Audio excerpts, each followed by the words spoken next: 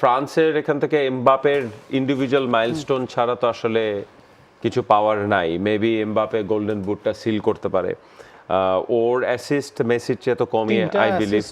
এমবাপের 4টা মেসির 5টা অলিজার। সো আই গেস যে যদি ও গোল করতে না পারে তাহলে গোল্ডেন বুটও যদি গোল করতে না পারে এবং অ্যাসিস্টও করতে না পারে, অ্যাসিস্ট যদি একটাও সেক্ষেত্রে সমান হবে এবং সেক্ষেত্রে সম্ভবত মেসির চেয়ে এমবাপের টাইমিংটা বেশি, যেহেতু মেসি একটা ম্যাচে পরে নেমেছেন এবং একটা ম্যাচে সাবস্টিটিউট হয়েছেন। আমার কাছে মনে হয় এমবাপে আজকে গোল করবে, একটা হলেও গোল করবে। হতে পারে, আবার অলিজেকেও খেলানো হচ্ছে, তারও মোস্ট অ্যাসিস্টের একটা বিষয় আছে, তার অ্যাসিস্ট কিন্তু সবচেয়ে বেশি এখন 5টা। বিশ্বকাপ দেখুন বায়োস্কোপ প্লাসে, সব নেটওয়ার্কে, সব ডিভাইসে। এমবাপে গোল করবে। থার্ড ম্যাচের ইয়েগুলা কাউন্ট করা উচিত না। আজকে মানুষ কেন খেলা দেখবে? এমবাপে গোল করবে কিনা ভক্তরা চাইবে Mbappe shouldn't score, shouldn't assist. True. আর মেসি অ্যান্টি মেসিরা চাইবেন যে এমবাপে একটা গোল না, করুক। কিন্তু আসলে কি নাসিব ভাই আপনার মনে হয় ছোট করে সবার থেকে খুব জানি বেশি যে ভাবনা আমার মনে হয় না কারো আছে। মেসির জন্য উড ইট ম্যাটার আসলে একটা গোল্ডেন বল বা আসলে এটা আমার মনে হয় যেমন না, আবার মানে এন্ড অফ দ্য ডে তিনি কখনো জিতেন by end of the day ball দুইবার জিতেছেন এবং এইবার জিতবেন এটাও কনফার্ম। ফাইনাল যাই গোল্ডেন বল তার।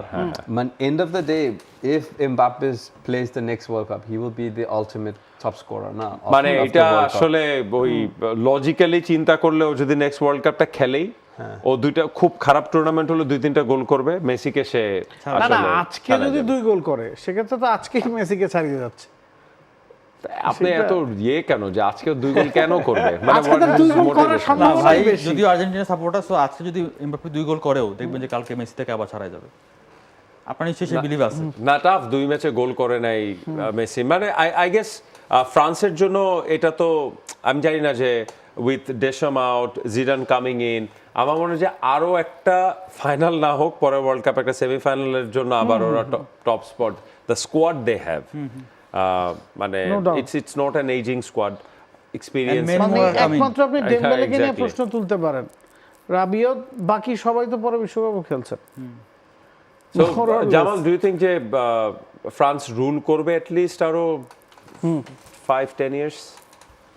yeah of course especially with this squad and then Zidane অনেক যেটা Zidane under ছিল প্লেয়ার ছিল, he's very good at man management, he know how to handle big players. হ্যাঁ, যেহেতু র্যালে ছিল আর so he has that experience to handle big players, so I think we will see most of France. Right. Nasif, I agree যে সামনে 4 বছরে বা 8 বছরও বলা যেতে পারে, মানে আনলেস তাদের নিজেদের মধ্যে খুব বড় বিভাজন হয়, লেটস সে দুজন প্লেয়ারের মধ্যে অনেক বড় বিভাজন হয়ে গেল, এরকম যদি না হয় তাহলে ফ্রান্সের সেটা তো আমরা দেখেছি কি হতে পারে 2010-এও আমরা দেখেছি বা তার আগেও দেখেছি।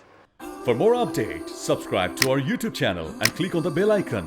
Follow us on Facebook and Instagram.